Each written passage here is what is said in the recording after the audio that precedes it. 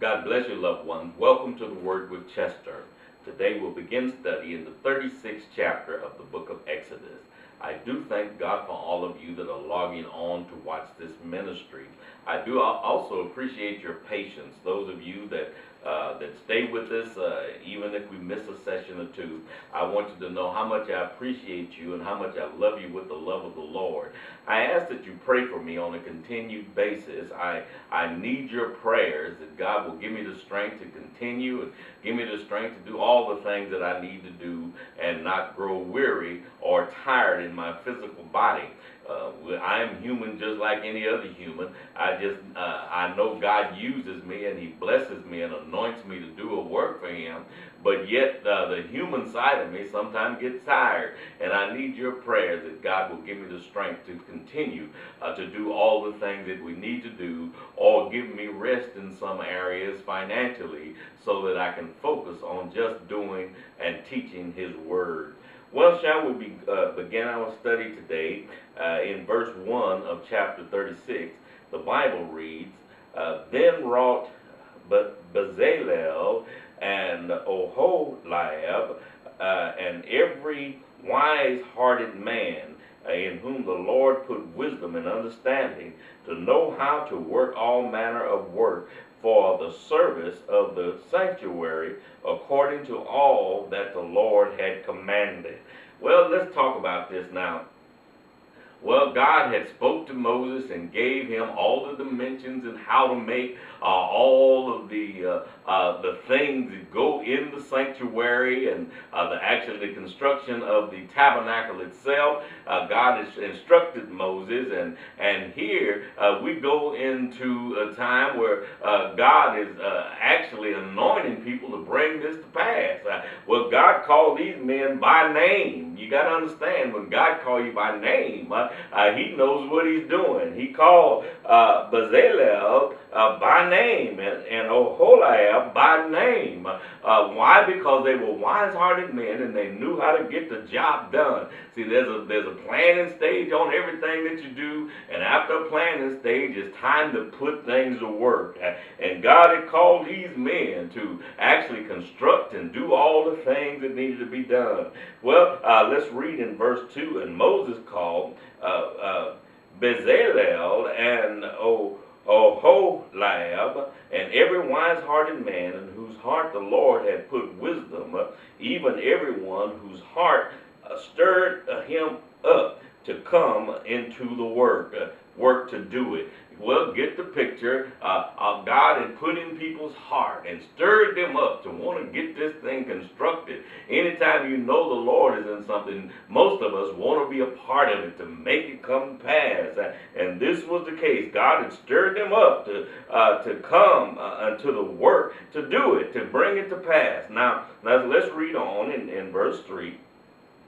And they received of Moses all the offerings which the children of Israel had brought for the work of the service of the sanctuary, wherewith to make it. And they brought yet unto him free offerings every morning. They brought all of the gold and the silver and the bronze and the oils and all the things that went into the temple. They brought it every morning. Well, the offerings continue to come in. Let's continue reading. And all the wise men that wrought all the work of the sanctuary came every man from his work which he made. They come from whatever they did.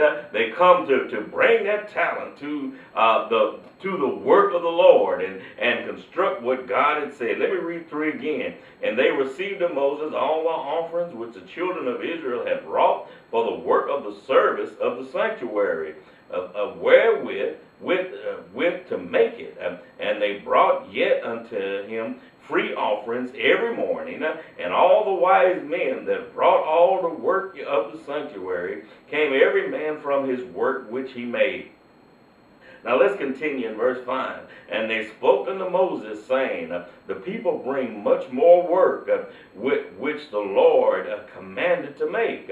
And Moses gave commandments and they commanded it to be proclaimed throughout the camp, saying, let neither man nor woman make any more work for the offering of the sanctuary. So the people were restrained from bringing. In other words, they saw the work going on and they continued bringing offerings.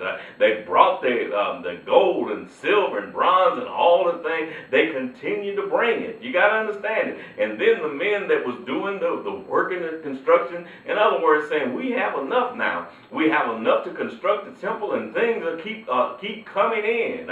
And that's when they decreed that you, in so many words, let me put it in my word, you brought enough now. Now that's one thing we don't hear in the day that we live. We want people to just keep on bringing and keep on giving. And I'm not talking about tithing. Now tithing is ongoing, but sometimes we have whatever projects that we have, and people have given enough to bring it to pass, but yet we keep on receiving and keep on bringing it, having them bring the money. We have to be very careful not to get greedy. Well, I may open up a can of worm with that, but we need to be careful on not to get greedy and know when the Lord's work is being done, know when it is enough, and not get greedy and try to hoard and have the people just giving. You know, we have to be very careful. Sometimes you can kill folks by trying to take all, trying to get all. There's a time that they need to give. There's a time to bring an offering. There's a time to be excited about it. But yet, after things are done, there's also a time of rest. Sometimes people need to regroup. Now let's read on in verse 7. For the stuff they had was sufficient for all the work to make it, and too much. In other words, they had brought more than enough to make construct the temple or the tabernacle. They brought more than it took, and so the decree was made for them to stop bringing at that time because we have enough. Now let's read on in verse 8. And every wise-hearted man among them that wrought the work of the tabernacle made 10 curtains of fine twined linen, and blue and purple and scarlet, with cherubims and skillful work made he them. Well, can you understand? They were constructing what God had told them to do. Verse 9, the length of one curtain was 28 cubits, the breadth of one curtain 4 cubits, and the curtains were all of one size. Can you get that? They were all the same size. In verse 10, and he coupled the 5 curtains one unto another, and the other 5 curtains he coupled one to another. I hope you understand that. Now I'll read 10 again. And he coupled the 5 curtains one unto another, and the other 5 curtains he coupled one to another. Two sets of 5 he coupled one to another. Verse 11, and he made loops of blue on the edge of one curtain from the selvage in the coupling. Likewise he made in the outmost side of another curtain, and the coupling of the second. Verse 12, 50 loops made he in one curtain, and 50 loops made he in the edge of the curtain which was in the coupling of the second. The loops held one curtain to another. Get that picture? No, the loops, they were able to couple them together to make the sanctuary or the tabernacle look like it should. In verse 13, and he made 50 clasps of gold and coupled the curtains one unto another with the clasps, so it became one tabernacle. In other words, putting everything together so that it became one tabernacle. Not just a piece here and a piece there, but bringing all of this together made it one tabernacle. In verse 14, and he made curtains of goat's hair for the tent over the tabernacle. 11 curtains he made them. The length of the one curtain was 30 cubits, and 4 cubits was the breadth of the curtain, and 11 curtains were of one size. And he coupled 5 curtains by themselves, and 6 curtains by themselves, and he made 50 loops upon the outmost edge of the curtain, and the coupling, and 50 loops made he upon the edge of the curtain, which coupleth the second. And he made 50 clasps of bronze to couple the tent together, that it might be one. Can you understand? Coupling it all together, that the tabernacle might be one. Let's read one more verse for today, and we'll conclude this lesson tomorrow. Verse 19, and he made a covering for the tent of ram skins dyed red, and a covering of badger skin above that. He made all of these things, bringing them all together. And I talked to you about the construction earlier in another lesson, but here the instruction that were given then is now coming to pass. And I'm going to say this, and you may agree with me if you want to, and you can disagree with me if you don't. We talk about the children of Israel traveling 40 years, and we talked about, I've heard comedians and other people talk about Moses' skill in finding the promised land, or going to the promised land, leading them 40 years. But I have you to know, 40 years in traveling, a lot of that time, you got to understand how many people it was, and then in construction of the temple, they didn't have Singer sewing machines like we got today. They didn't have go down to the fabric shop and buy the material. They had to make everything. The linen had to be spun, and the cloths had to be made, and all of the gold had to be shaped. And they didn't have the blacksmith's tools that we have today. Everything modern. They didn't have the convenience of electricity to operate certain tools to make all of these things. Everything had to be done the hard way, and that's by hand, and by melting the gold the hard way and pouring it into molds and all of these type of things. I'm trying to tell you, all of this took time. I can't tell you how much time, and I'm not trying to say all 40 years was in construction, but a lot of time it took to construct things, and just the day-to-day living and traveling on foot. That many people traveling on foot, it took time. You didn't get there. It's not like today. If I say I'm going from here in San Antonio, Texas to California, then I can go get a jet. I can go pay a ticket and get a jet and be there in a number of hours. 5 hours, I'm there. But you got to understand, this was a whole nation of people traveling on foot and herding their cattle and herding all of the animals that they have, all their livestock, supplying needs as they go, as far as the food that they eat and all of the things in primitive means. You got to understand, nothing was modern. Get out of your head now. All the modern conveniences that we have. If I want some material, I go to the fabric shop. If I want something, a replica made of gold, I go down to where they can make it for me in a matter of days. But you got to understand, in the Bible days, everything done the primitive way. The mode of travel was the primitive way. And then all of these things being made had to be packed and moved and everything as they went. It just took some time. Moses' navigational skills, I can't tell you how they was.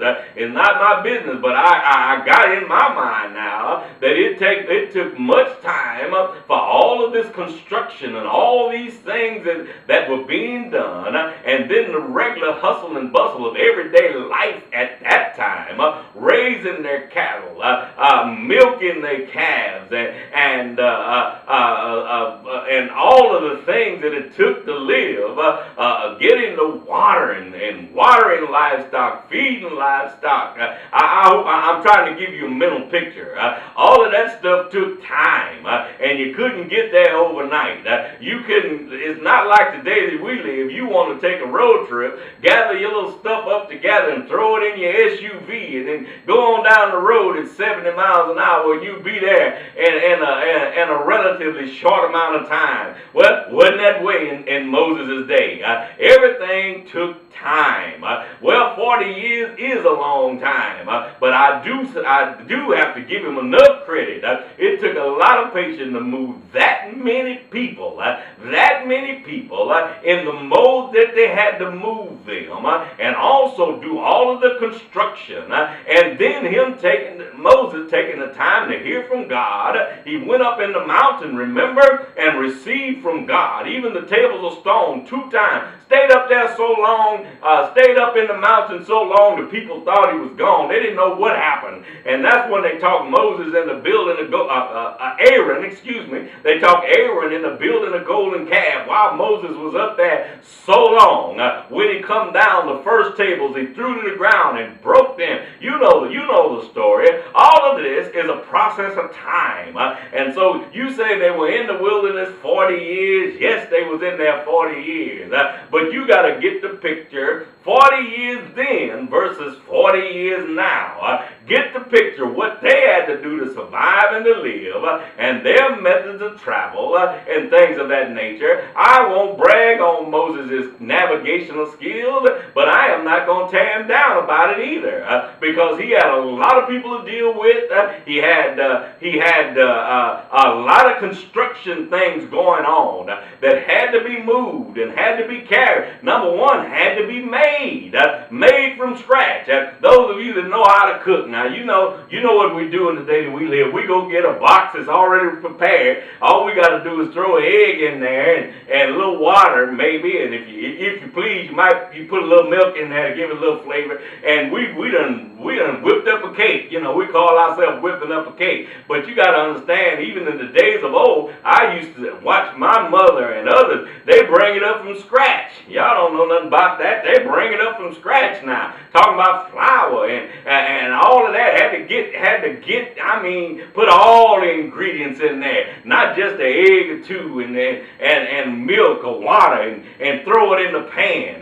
They had to start from scratch. Well, you got to understand that this was going on in the day of Moses. They had to start from scratch with everything. All of this took time. Even the fabric that was made, they had to start from scratch. They had to spin it and weave it and then make it into the material. And then after making it into the material, then shaping it and doing all of the things that it took to bring up this magnificent tabernacle. We're going to talk about this further in our next session. But I want you to keep that in mind, that God had wise, hard-hearted men to bring things to pass and to make them in that day by such primitive means.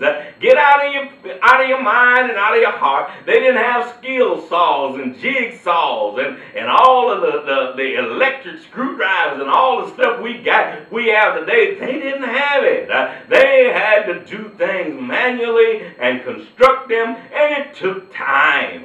But you know what? If God gives a plan, He will also give you a way, or put it in somebody's heart, how to construct it and how to make it. And this is what was going on here.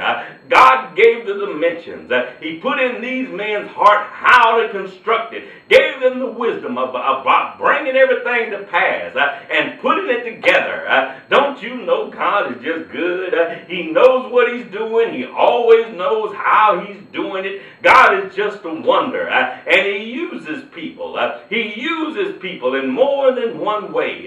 He may use one and give a great vision, but then He might energize and use another to act on that vision and help to bring that vision to pass with his expertise, his knowledge of building or his knowledge of doing things. Well, you got to understand, God has many people. He endows us with many different gifts, many different talents and things of that nature, and he wants us to use them for his glory.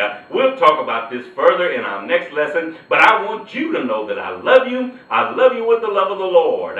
If you would like to contact me for any reason, you can write me at the Word with Chester Ministries, Post Office Box 200483, San Antonio, Texas, 78220. You can also reach me at my website, www.poemsbychester.com. Remember, I love you, my friends. I love you with the love of the Lord. God bless you.